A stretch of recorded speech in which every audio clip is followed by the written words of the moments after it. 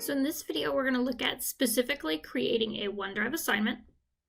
To do this, I'm going to click on Add Materials, Add an Assignment. Once again, give it a name. You can fill out any of your information up here. But the part I want to show you is this Microsoft OneDrive Assignments button. If we click on it, this is pulling from my OneDrive, which is basically like File Explorer, but it's stored on a server by Microsoft.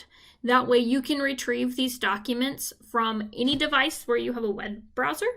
And then most devices nowadays also have the Office applications that you can download, so you could open them through an app on your device as well, whether that's an iPad, an iPhone, Android device, Windows device, whatever. You could still open these documents on all of them, and you don't have to email them to yourself or use a flash drive or something like that to transfer them from one place to another.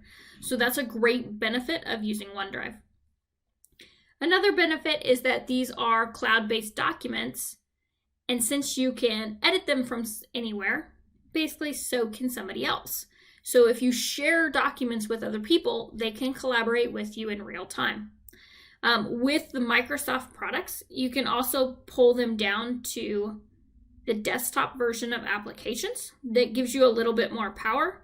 But when you do that and you pull them to the desktop, you have to hit save in the desktop before the person that may be collaborating with you would see the changes.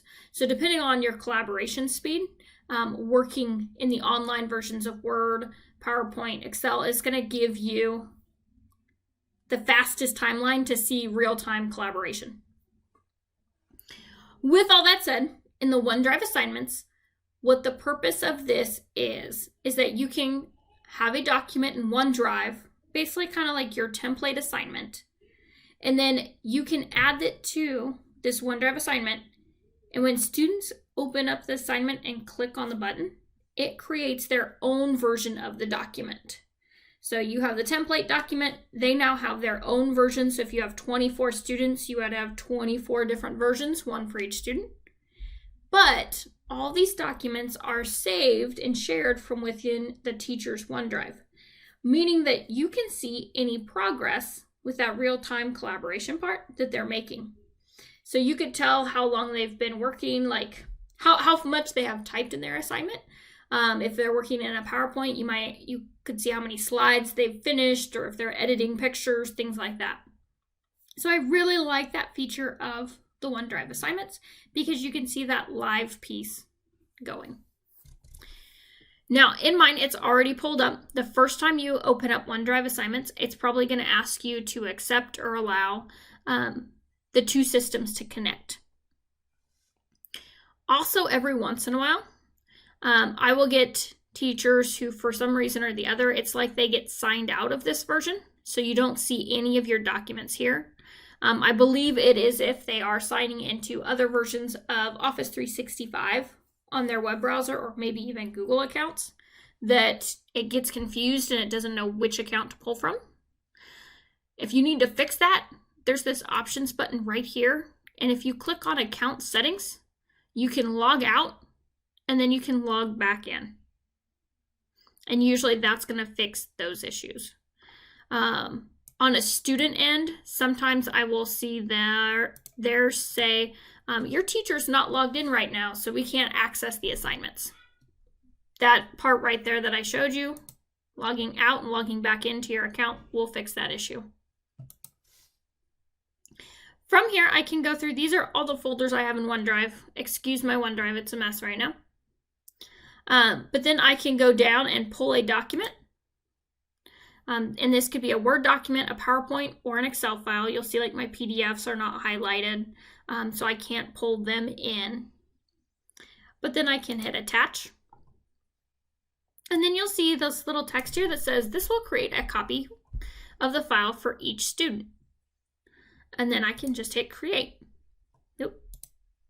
Let me give that a grading category and then hit create.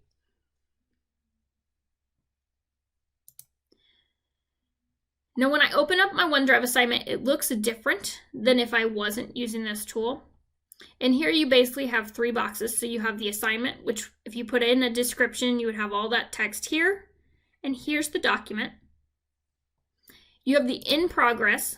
So all the students' name would be listed in this box over here. And then if you click on them on this right side, you would either see where they are at, or if they haven't opened the document yet, it'll say this student hasn't opened the document. And then on the submissions tab, you'd see the names of any students within these categories you could filter with, but you'll see all the names of the students who have submitted the assignment, and then you'll see the finished assignment over here. And if you've done like a rubric, you'll see the little rubric button up in this top right corner where you can click and grade the assignment. So that's just kind of a really fast overview of OneDrive assignments and how to make them. I think they are a big benefit compared to just doing a normal assignment. If you're doing a normal assignment and you want kids to fill out a Word document, they have to download the document and then re-upload it back to the thing. And it's just an extra couple of steps. But I feel like this simplifies that process for those students. And it gives you a real-time view where maybe while they are working, you can provide them feedback during the process instead of waiting till the very end to see what their work is like.